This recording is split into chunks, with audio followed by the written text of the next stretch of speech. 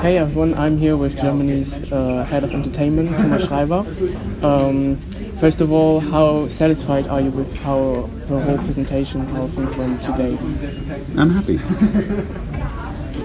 So the whole selection process, and which went until this moment, it was a long time until the act was finally revealed. But now that it's out, you're happy with the result.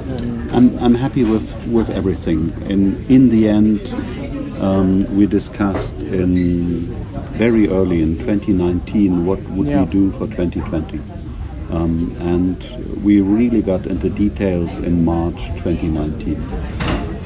And in April 2019, after the German pre-selection, we started finding a new Eurovision jury. For a simple reason. There was something I assumed but didn't have the facts about it, but learned a bit later. My idea was we're reaching out to two different target groups in the audience. Target group 1 is very interested in the German pre-selection. Target group 2 is very interested in the international song contest, so the final. Are they the same target group? My assumption for a couple of years was, no, they are not. And in 2019 we were able to compare the telephone numbers of the pre-selection with the telephone numbers of the final. And it was fascinating because we received hundreds of thousands of votes, but only a very limited amount for the pre-selection, and even more people called in for the final, but only a very, very small percentage, exactly 6.4% of the people that voted for the final were also engaged with the German pre-selection. My assumption was, if you are so motivated to call, to send text messages for the German pre-selection, you are even more interested in taking part in the decision about the final.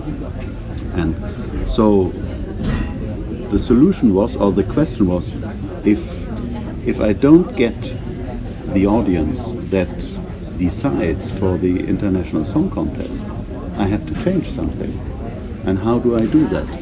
So in April 2019, we reached out to people via Facebook, German viewers, and we reached out to 2.26 million people, and asked them, do you love music? Are you interested in music? Do you want to be engaged?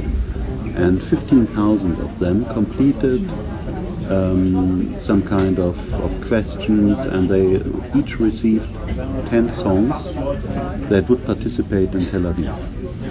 But not videos, not super duper music videos, but videos from live performances of song contest songs.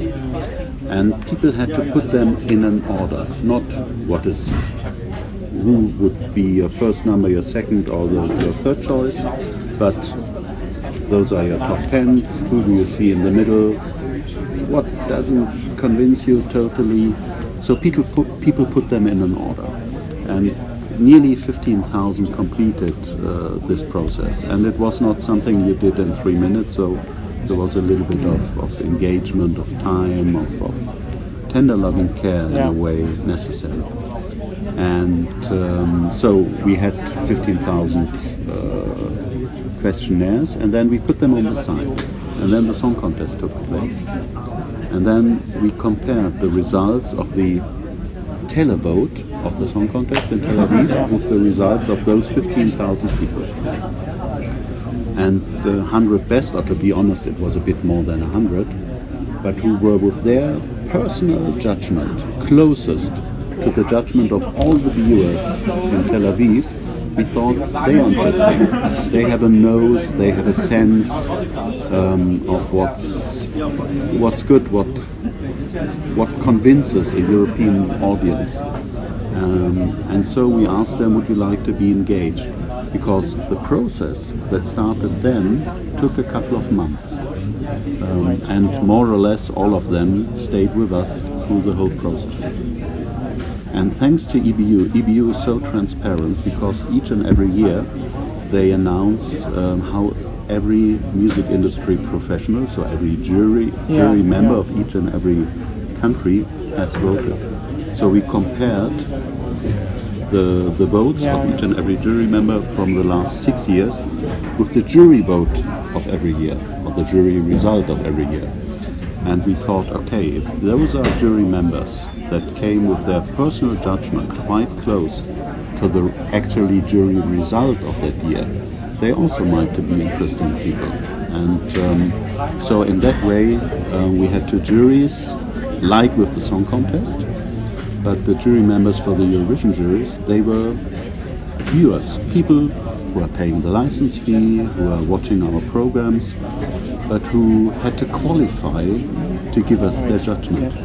That was the idea. Yeah. Sorry for being so long, but it was a long process. It's a well thought out concept actually. There's lots of analysis and thought into the whole process on how to improve things for this year. In the analyzing goes into who shall decide, but once you start the process, it's not something analytical, then the emotion comes in, because people are reacting to music, to artists.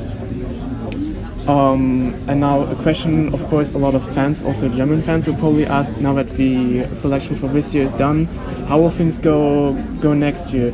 Assuming that the idea that the voters at the national final are not the same that vote at Eurovision will be consistent for throughout the years.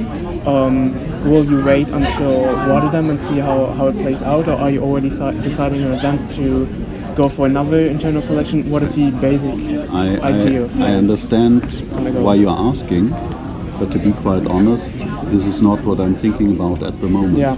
What I'm thinking about at the moment is staging our song and our artist on the stage in Rotterdam. But that actually was one of the nice things. On December 12th, we were presented with the result. I knew on December 12th at 11:20 or so, this is our artist, this is our song. And what we did immediately were two things. One, we had to contact our artist.